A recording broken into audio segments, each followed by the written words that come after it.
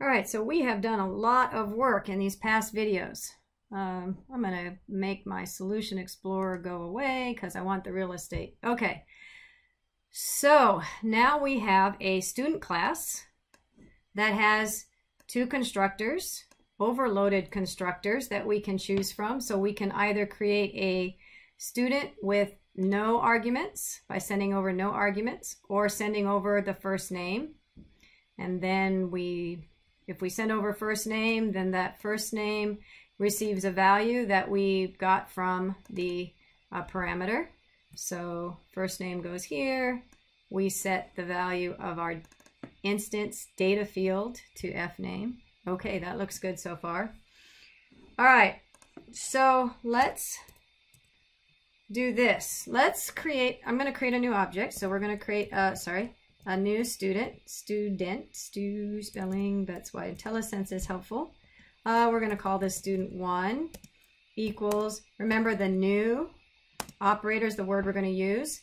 I can type in or accept student. Now what'll happen is if I hit parenthesis, start to see that I have these options, one of two. In other words, the IntelliSense is trying to let me know that there are two choices. There are two overloaded methods that I can choose from. It's just trying to give me that idea. It noticed that there's a student that doesn't have any parameters. I don't need to send it over. Or there's a student that has a string of first name. So let's see, what are we going to do? Well, I'd like to send over the first name, but I don't have the first name, do I? So I'd like to utilize this one, but I need to get a first name. So why don't we ask our user? We've done this in the past, right? Right, get it, right? Wrong, never mind. Okay, right, or enter, let's see, enter the student's first name. I'm kind of thinking about which direction I'm going here. First name. Okay, NAME, and then we might do something like string, first name equals, and then we'll do something like read key or read line, and that's a lot of work. Okay, so then we could send over first name, and then if we did a write line on student, write line on student1 dot first name, that should work, right? Yeah, okay. So let's just run it just to make sure, because it's always good to just build and work as you go. Back to Indy, sure seems to be working. Kind of need a little space there, but all right. So now what shall we do? Okay, well, we're going to take this another step further, where we're going to start to write our methods for the student app. In other words, instead of utilizing the main, I'm going to write a method, because ideally, remember, methods are for a single step, something that should accomplish a single step, and methods help us organize our code so we can, from a maintenance standpoint, we can edit code from the same location. It organizes our code better. So it would be better if, instead of writing or asking our user for their name here, let's create a method that does that. Now this method is part of the student app. It's not necessarily part of the student class, because the class just tells us the makeup of the student. We are going to create a student from the information that we get. In other words, so let's say that we have, we're going to return remember this has to be static, and we'll see this towards the end of this chapter quite a bit more detailed. But we're going to do a static, we're going to return a string, and then ask for student name. And we'll try to make this method as versatile as possible. So we will allow them to send either in the quote first name or last name. I'll show you how this is going in a minute. Red squiggly line is trying to let me know that I need to have a return path. So I need to somehow return a string. So let's just copy this over and cut that out. Okay, and then we'll return first name. Okay, and so we could really put ask for student name in here, right? Because what's ultimately happening Oh, wants to know which one. It's still upset because it's expecting a value. Let's say we need our first name, don't we? So first. Okay. So what's happening here? Getting pretty resourceful, aren't we? So when this is run, the first thing that's going to happen is this method's going to run. It's going to send first to this method. Right, enter the student's, let's do this. We'll put in placeholder there, and then which one goes here. Okay, great. So we can use this same method for the first name and or the last name. So this in essence is doing the same thing, but the beauty of this is now if I do student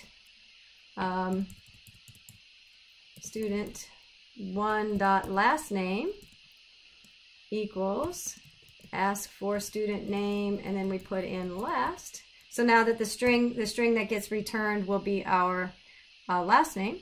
So I'll put in WriteLine plus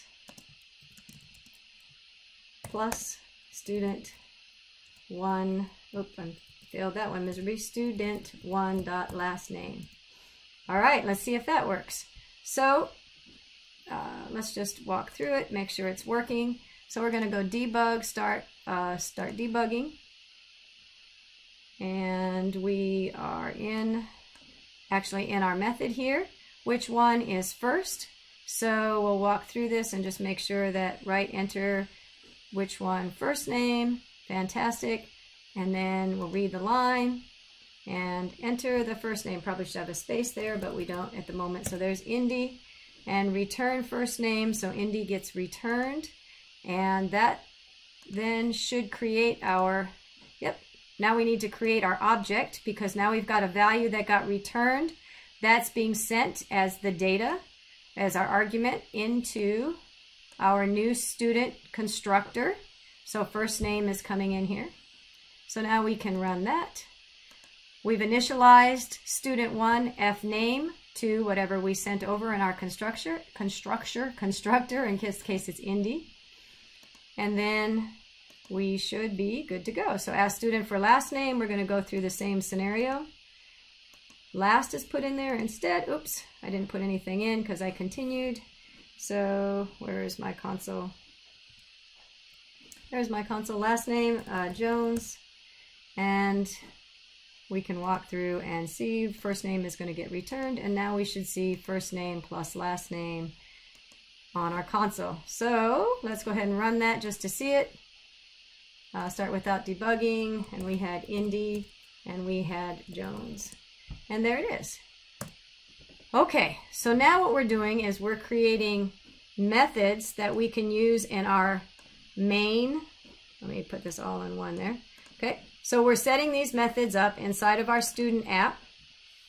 Okay, we have our main method that's going to be running. Because of this word static, we can use this method without creating a new object. And I'm going to elaborate on this as we go, but I'm just trying to, again, give you some ideas here. So I don't have to create a new student app. I don't have to create a new object of student app class. I can just use this method as I want. I don't have to call out a class name or anything. It just works. These don't have class in front or static in front of them because they are part of a class. They're part of a student class. And so therefore, in order to run these instance methods that are specific to an instance of an object, I don't have static in front of it. They have to be associated with an object of this class. So we're starting to see static here. Okay. So any methods that I want to run that support my building of these objects, I can put in my student app, and therefore with the word static in front of them, I can run it without any problem, return information, and then create or use that in the objects that I've been creating. So let's take this idea and we shall create a, let's do that on the next video. So in the next video, what we'll do is we will use the same concept where you can be thinking about this until you click on the next video. We're going to create some static methods that asks for score 1 and score 2. And we will use those return values in instance methods that we will create, or one instance method that we'll recreate in the student class that will take in those two scores and return an average for us. So that's what we'll do in the next video.